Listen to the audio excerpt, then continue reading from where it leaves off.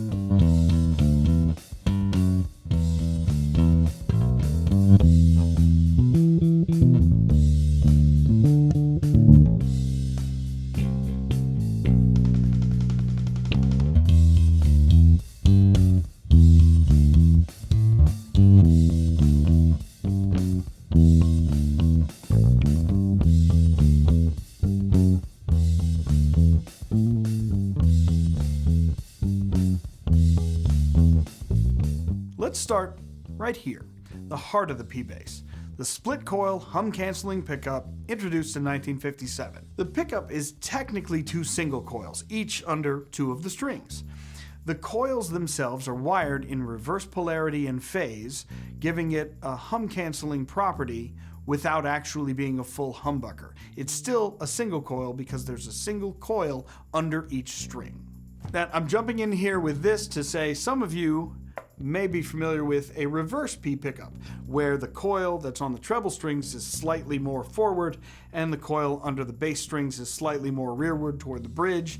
That, I think, personally makes sense to me as a balance to the bass strings versus the treble strings, and I heard a little rumor that that's actually what Leo originally intended for the split coil pickup, but I can't really attest to the veracity of that claim, so I'll let the internet figure that out. Unlike a jazz bass, which uses two single coils spaced further apart, the P Bass captures the signal in a tighter, more phase-coherent spot. Some people like to call that the sweet spot. That gives the P Bass a tight, mid-focus punch with the benefit of less 60-cycle hums, so you get perfect, clean, noiseless studio recordings.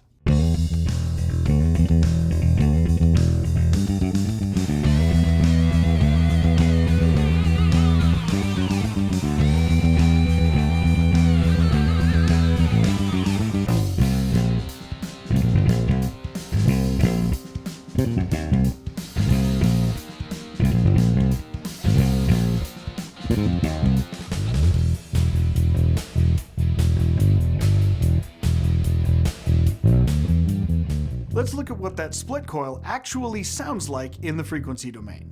So you should see a strong presence in the 100 to 300 Hz range. That gives it punch and body without getting too muddy. You'll get a noticeable bump around 700 to 1.2K. That's that signature P Bass mid-growl. It's why it cuts through a dense mix without clashing with the kick drum or the guitars. You should also see that the highs taper off naturally. They roll off above 4 to 5K, giving it warmth and preventing too much string noise and harshness. So in EQ terms, the P Bass often needs very little. High-pass filter to clean up some sub-rumble, maybe a small mid-booster cut depending on the mix or the room. Overall, it just works. Pickup's voicing naturally avoids harsh upper mids and fizziness.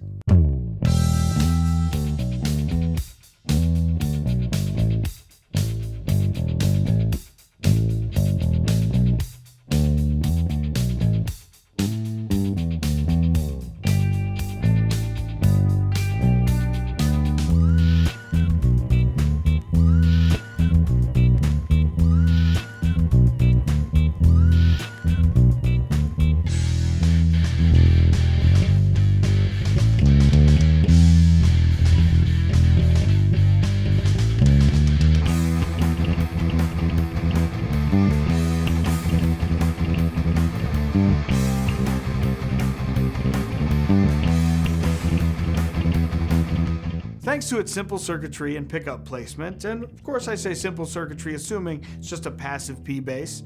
Active basses can get simple, complex, and everywhere in between. But sticking with the original P bass, it's a simple passive circuit. It's got that pickup placed right between the neck and the bridge, again in that sweet spot, and it's just the right place to pick up a combo of attack and note bloom, a little bit of highs, a little bit of lows. When you're playing with your fingers, you get those smooth transients, and that's, you know, your R&B sound, your pop sound, your Jamerson sound if you really, really dig deep and put a lot of lows on it.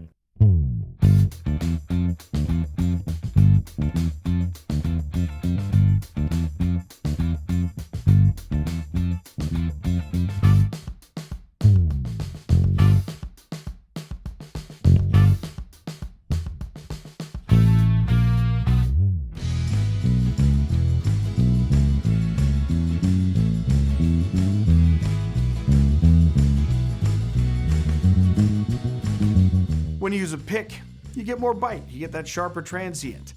You still have the mid boost, but add the sharpness on the front end, and then you've got a perfect rock, punk, metal, you know, that kind of stuff. Stuff that has a little more attack to it, you know, just add pick.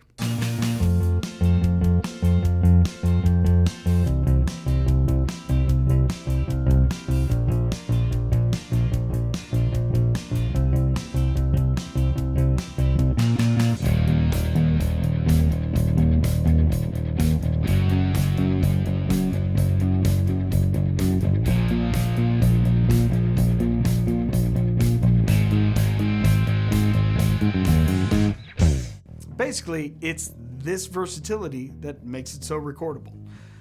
Engineers tend to know exactly what they're getting with a P bass. They know how to compress it, they know how to EQ it, the transients are predictable, the consistency is there most of the time with your P bass. And that's why it's simple, it's ubiquitous, and, you know, it just works.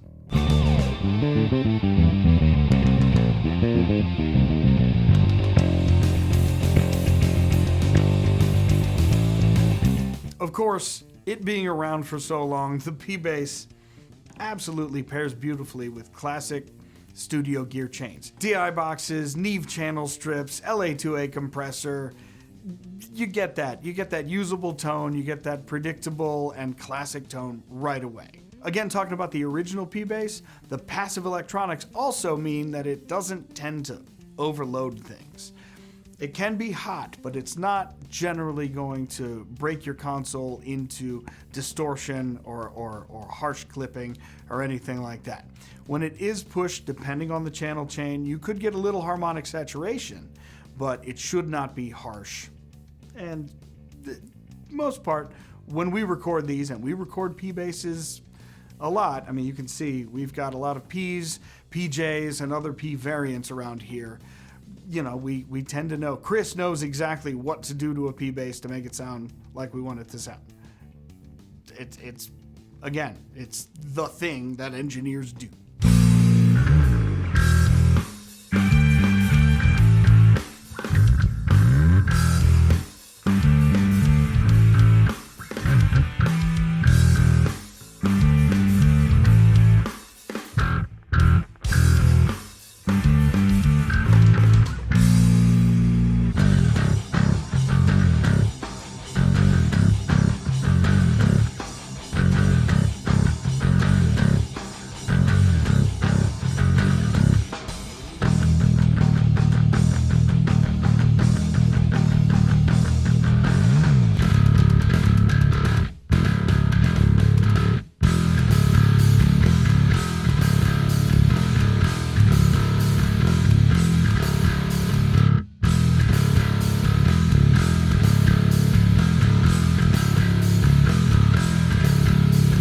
So I say all that to say, why do the engineers pick a P bass over like a Jazz or a StingRay? Well, there's a couple of reasons. With the Jazz, you get a brighter top end and a little bit more scooped mids, which is a great sound, but it could need a little bit more help with EQ and studio tricks to make it sit right in a mix. With StingRay, especially because most StingRays are active. Almost every StingRay is active. It is right out of the box more aggressive. It's got more clank, more treble. It's especially good for funk, for slap, but it could be overwhelming in the mix. And the P Bass just has that smooth roll-off up top. It's got that focused mid character. It's got pretty tight lows. And of course, it takes compression and EQ in a predictable way. I'm not saying other basses can't be done in a predictable way, but it's like the P Bass is just designed for this stuff. It was made specifically for recording bass lines in a precise way, hence the clever name.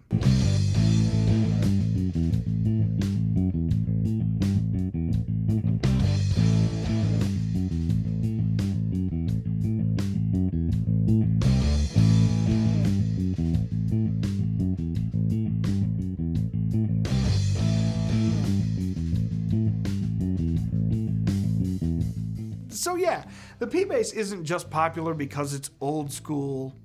It's actually a product of smart design. Some people say it's not Leo's greatest design, that the StingRay is.